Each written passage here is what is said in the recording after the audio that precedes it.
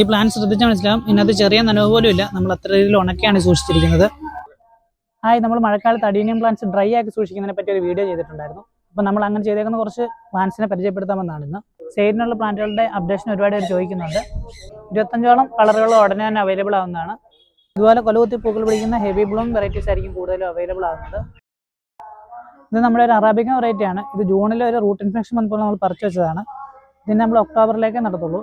പ്ലാന്റ്സിൽ ഒരു ഇല പോലും ഇല്ല, നമ്മൾ ഇലയെല്ലാം കട്ട് ചെയ്ത് കളഞ്ഞിട്ടുണ്ട്.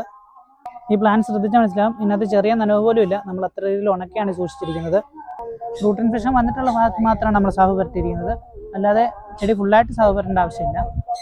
ഇത് നമ്മുടെ റൂട്ട് സ്റ്റോക്ക് ആണ്. ഇത് നമ്മൾ പറിച്ചു വെച്ചിരിക്കുകയാണ്. ഇത് ഹൈബ്രിഡ് മൾട്ടി ബ്രാഞ്ച് വരുന്ന റൂട്ട് സ്റ്റോക്കുകളാണ്. ഇത് നമ്മൾ മൾട്ടി ഗ്രാഫ്റ്റ് ചെയ്യാൻ വേണ്ടി ഉപയോഗിക്കുന്നതാണ്. ഇത് ഗ്രാഫ്റ്റഡ് പ്ലാന്റ്സുകളാണ്. ഇത് നമ്മൾ ഡ്രൈ ആക്കി സൂക്ഷിക്കാറുണ്ട്. ഇത് നമ്മളിനി ശക്തമായ മഴ കഴിയുമ്പോൾ നട്ടു തുടങ്ങും. ഞങ്ങൾ എന്തിനാണ് പ്ലാന്റ്സുകൾ ഇങ്ങനെ ഇടിവ് സൂക്ഷിക്കുന്നതെന്ന് ചോദിച്ചാൽ, ഞങ്ങൾ ഉപയോഗിക്കുന്ന പോട്ടിംഗ് മിക്സിൻ്റെ പ്രത്യേകതകളാണ്. ഞങ്ങൾ 3-4 ടൈപ്പ് പോട്ടിംഗ് മിക്സുകളാണ് ഉപയോഗിക്കാറുള്ളത്. നമ്മൾ ഉപയോഗിക്കുന്ന പോട്ടിംഗ് മിക്സുകളെ പറ്റി അടുത്ത വീഡിയോയിൽ പറയാം. ചെടികൾ ഡ്രൈ ആയിട്ട് സൂക്ഷിക്കുമ്പോൾ ശ്രദ്ധിക്കേണ്ട കാര്യങ്ങൾ ഒന്നുകൂടെ പറഞ്ഞു തരാം.